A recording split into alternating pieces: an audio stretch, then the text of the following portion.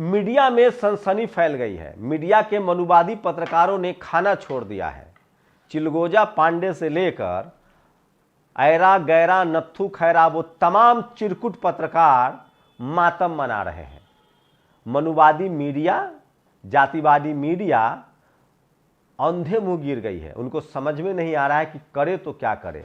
आपको जानकर हैरानी होगी कि विपक्षी दल के सारे नेता मनुवादी मीडिया की झूठी खबरों पर मिट्टी पलीद कर रहे हैं। नमस्कार, मैं शंभू कुमार सिंह और आप देख रहे हैं नेशनल दस्तक। सोचिए कितनी बड़ी खबर है ये और कितना बदलाव हुआ है। अब एक तो SC ST OBC के लोग, अल्पसंख्यक समाज के लोग, किसान कम्युनिटी के लोग चैनल देख नहीं रहे हैं। उनकी TRP घट गई है। एक एक यूट्यूब चैनल, नेशनल दस्तक को ही लीजिए, नेशनल दस्तक को महीने में 15 करोड़ लोग देखते हैं। ये किसी भी टेलीविजन चैनल का इतना व्यूअरशिप नहीं है। इसका मतलब बहुजन समाज सोशल मीडिया पर भरोसा कर रहा है। ये जो तमाम मनुवादी पत्रकार थे जिनका टीवी और अखबार बहुजनों ने देखना छोड़ दिया है, इसको लेकर इन्होंने एक रणनीति बनाई है कि समाज के कुछ नेताओं को बैठाया जाए, कुछ एक्टिविस्टों को बैठाया जाए, कुछ विद्वानों को बैठाया जाए और उनको फिर ह्यूमिलिएट किया जाए। और इस वजह से कुछ दर्शक उसको मिल रहे हैं। लेकिन मैं बहुजन समाज, किसान, अल्पसंख्यक समाज से अपील कर रहा हूं कि आप तब तक इनके चैनल पर मत जाइए जब तक आपका रिपोर्टर और आपका एंकर ना हो। और दूसरी बात, सोचिए ये लोग ऐसे ऐसे लोगों को चुन कर लाते हैं बहुजन समाज से, खासकर प्रवक्ताओं को। पहले तो इनकी कोशिश है कि जो बहुजन दल है, सपा, बसपा, RJD, JDU, उनके ऐसे प्रवक्ताओं को लाया जाए जो खुद सवर्ण समाज से हो। SC ST OBC के तेज इनको कहिए लक्ष्मण यादव को, इनकी हैसियत नहीं है। दिलीप मंडल, इनकी हैसियत नहीं है। रतनलाल, इनकी हैसियत नहीं है।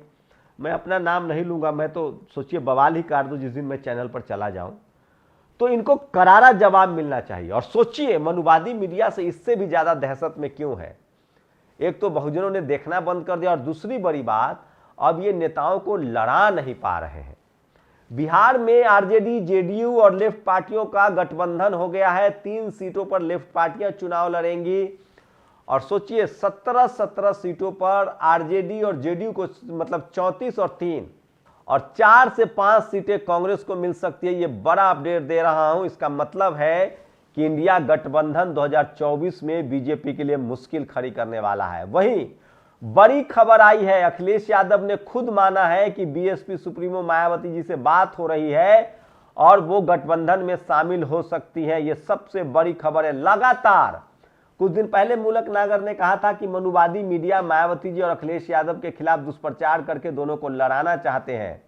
वो जमाना गया जब 56 SDM कह के झूठ लड़ा देंगे। वो जमाना गया जब मायावती जी के हाथी और पत्थर की मूर्ति कह देंगे। अब बहुजन समाज के लोग जागरूक है और इसका असर दिख रहा है। और सोचिए टीवी अखबार का न तो असर है और न इंडिया गठबंधन लड़ रहा है आपस में। और अरविंद केजरीवाल और कांग्रेस के बीच बातचीत हो गई और इसका क्रेडिट मैं सिर्फ और सिर्फ खड़गे को देना चाहूंगा जो कांग्रेस के अध्यक्ष हैं। एक चीज गौर कीजिएगा, कांग्रेस की जो स्क्रीनिंग कमेटी है सीटों की शेयरिंग के लिए, उसमें देखिएगा ज्यादातर बहुजन समाज के नेताओं को उन्होंने डाला है। जिग्नेश मेवानी को बड़ी जिम्मेदारी दी है। तो ये तो तय हो गया है कि इंडिया गठबंधन जो है वो चुनाव लड़ेगा। नीतीश कुमार संयोजक होंगे और मायावती जी गठबंधन में आएंगी। एक बात तय है, ये जनता का जो मूड है वो नेता आप समझने लगे हैं। और सोचिए BJP के इनकम टैक्स ED ने किस तरह से विपक्षी नेताओं को एकजुट कर दिया है। तो विपक्ष के तौर पर सबसे ज्यादा एकजुटता दिख रही है और BJP को सबसे ज्यादा चैलेंजेस मिल रहे हैं। और लगता है, सोचिए 92 में इसी तरह से राम मंदिर का आंदोलन चला था। तब मान्यवर कांशीराम साहब और मुलायम सिंह यादव का गठबंधन हुआ था और यूपी में सरकार बनी थी। क्या धर्म के राजनीति को सपा बसपा का जो गठजोड़ है वो फिर से हरा देगा? ये सबसे बड़ा सवाल। लेकिन बड़ा फैक्टर नीतीश कुमार है। सोचिए जाति जनगणना करा देना, आंकड़े जारी कर देना, 65% रिजर्वेशन लागू कर देना SC ST OBC का, ये सबसे बड़ा चमत्कारी काम है। और उसके बाद 5 लाख नई नौकरियां दे देना। अगर टीवी अखबार होता तो इस देश में दलित, पिछड़े, आदिवासी, सोशल जस्टिस, किसानों की बात होती। टीवी अखबार न होने के बाद भी सोशल मीडिया पर ये सारी खबरें चल रही है। अब सरकार के पास एक ही रास्ता है भैया, सोशल मीडिया बंद कर दे तभी हो सकता है। और अगर ऐसा हो गया तो फिर आपातकाल ही मान लिया जाएगा। और सोचिए, सोशल मीडिया की ताकत ने ईवीएम को एक बड़ा मुद्दा बना दिया है और बीजेपी सोशल मीडिया पर सबसे ज्यादा तकलीफें झेल रही है। और सबसे बड़ा सवाल है, टीवी अखबार पर तो आप कंट्रोल कर सकते हैं, मोबाइल पर कैसे कंट्रोल करेंगे? और मोबाइल ने बहुजन समाज को जागरूक कर दिया। दरअसल हुआ क्या, टीवी भी अब यूट्यूब पर देखते हैं और इसी दौरान उनको तमाम बहुजन चैनल, तमाम लोग जो विपक्ष के आलोचना, विपक्ष के तरफ से बोलते हैं, वो सब उनको देखने को मिल रहा है। इससे हो क्या गया है, जैसे टीवी को आप कंट्रोल कर सकते हैं कि हमने एक चैनल चला रखा है तो वही चैनल देखेंगे, लेकिन यूट्यूब पर ऐसा नहीं। जैसे यूट्यूब आप स्क्रॉल करेंगे तो आप एक चैनल देख रहे हैं, लेकिन 25 चैनलों का जो आपके पास नोटिफिकेशन आता रहेगा। तो सोशल मीडिया ने पूरा खेल बदल दिया है और ये सबसे बड़ी खबर है। मैं फिर कह रहा हूं, 2024 में इंडिया गठबंधन मजबूती से आगे बढ़ रहा है, गठबंधन हो रहा है।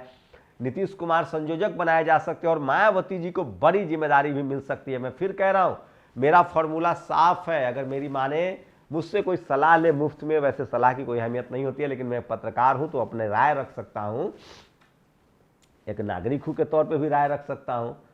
अगर नीतीश कुमार मायावती जी में से एक प्रधानमंत्री, एक राष्ट्रपति के कैंडिडेट हो जाए, अखिलेश यादव यूपी के सीएम समझौते के तहत जाए, आकाश आनंद डिप्टी सीएम हो जाए, तेजस्वी यादव बिहार के सीएम हो जाए, उदयनिधि स्टालिन, चंद्रशेखर राय जैसे लोग को मंत्री बनाया जाए, स्वामी प्रसाद मौर्य को मंत्री बनाया जाए, आम आदमी पार्टी की तरफ से राजेंद्र पाल गौतम को बड़ी जिम्मेदारी दी जाए, चंद्रशेखर आजाद, जयंत चौधरी, चिराग पासवान बाद में ही सही, चुनाव के बाद ही सही, उनको लगे कि अब बीजेपी हार गई है, उसके बाद मुकेश सहनी, अनुप्रिया पटेल, निषाद, ये तमाम बहुजन समाज के नेताओं को अगर एक धुरी पर लाया जाए तो 92 वाला स्थिति होगी और बहुजनों की सरकार होगी।